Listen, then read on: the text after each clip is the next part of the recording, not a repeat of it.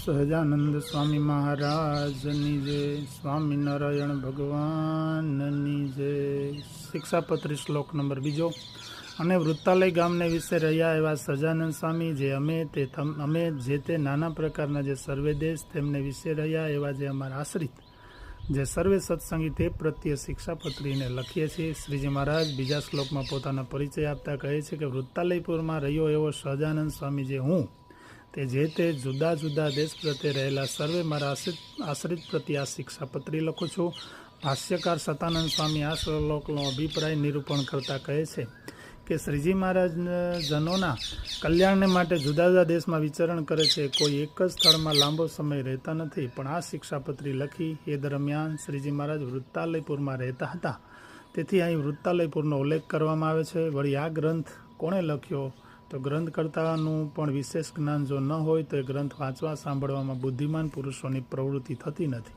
તેથી શ્રીજી મહારાજે સહજાનંદ સ્વામી આવું પ્રસિદ્ધ પોતાનું નામ લખેલું છે। સતાનંદ સ્વામી સહજાનંદ સ્વામીનો અર્થ કરતા સમજાવે છે કે જેની અંદર સહજ આનંદ રહ્યો હોય તેને કહેવાય સહજાનંદ। સંસારી મનુષ્યોમાં સહજ આનંદ હોતો નથી, પરંતુ હરવા ફરવાના સાધનોથી, ખાવા પીવાના સાધનોથી પ્રાપ્ત થતો બનાવટી આનંદ હોય છે।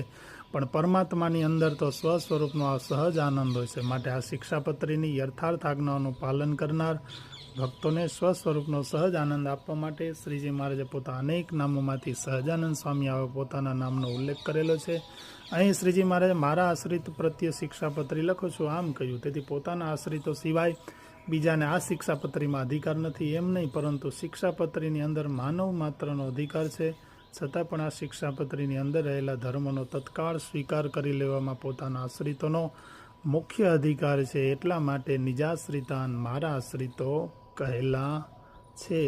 શ્રી હરિગઢપુર, વડતાલ, અમદાવાદ કે ભુજના હરિભક્તો પ્રત્યે આ શિક્ષાપત્રી લખું છું। આવો કોઈ એક દેશનો ઉલ્લેખ નહીં કરીને જુદા જુદા દેશો પ્રત્યે રહેલા મારા આશ્રિતો પ્રત્યે આ શિક્ષાપત્રી લખું છું આમ કહેવાનો આશય છે।